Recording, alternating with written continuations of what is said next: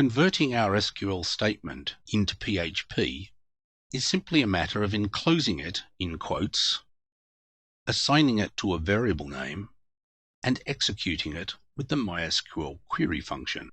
Extending this to a multiple row SQL statement has exactly the same features, in fact the same variable name, the SQL in quotes, and its execution by the MySQL query function. But in this case, we have multiple sets of values, comma separated, and enclosed in parentheses. So the values section of the SQL statement is actually a comma separated list of comma separated values, each defined by a set of parentheses. So, in the usual way, populate a fresh code pane with the appropriate header information, that's snippets, project, new script file. Let's name it insert companies 01.php and put in the appropriate date. Also document this file with what it does. This script inserts company details into the table tcompany. Copy the file name with Ctrl+C. Click Save. Paste the file name with Ctrl+V and save it. Check that it's in our DB Work in Progress folder. Here it is. Remember to insert the script connect to the database. We can't do anything with the database without that. And now we know what these two code segments do, so we can collapse them.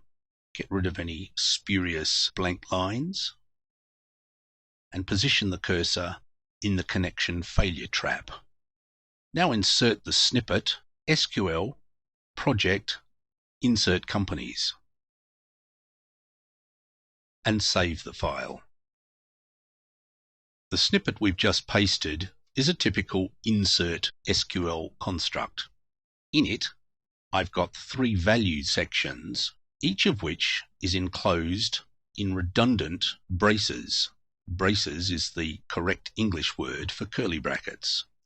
I've put in these braces so that I can easily collapse this code in Bluefish to make it easier to examine and to debug.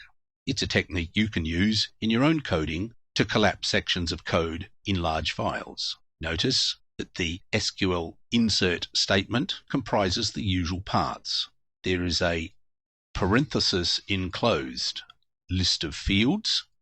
Notice we've commented out the ID field because that's auto increment and doesn't need to be included in our insert statement. There's three value sets, and at the end of the SQL statement, we execute it and report whether it's been successful or failed. Looking at one of the value sets for the company PyCompany, we have an exact one-to-one correspondence between each field name in the first section of the SQL statement and each field value in the value set. Remember, the value set is enclosed in parentheses and is a comma separated list of values in one-to-one correspondence with the value names in the first section. So I've commented out the value name in the list of field names. So I've also commented out what might have gone in as an ID value in the value set. For now, we'll save this file. We'll open up our localhost web server and go to the index of the database work in process folder, and we see our file insert companies. Click on that to run the script in the browser. It's reported that our insert statement has been successful.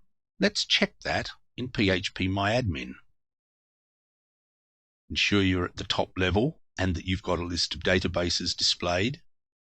Select our project database, Alpha CRM, and let's browse the company tcompany where we've just inserted rows.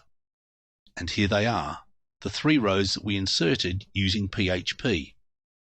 We've satisfied ourselves that our PHP code has actually placed the rows into the database. Returning to the script, this may seem an altogether cumbersome way of inserting data into a database. It is.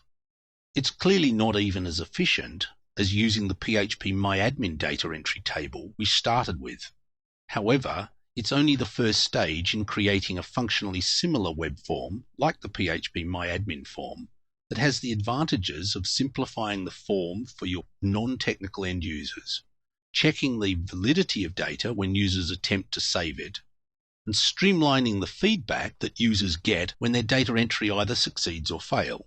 That's where we're headed, but we do need to understand the foundations we're building before we can get there.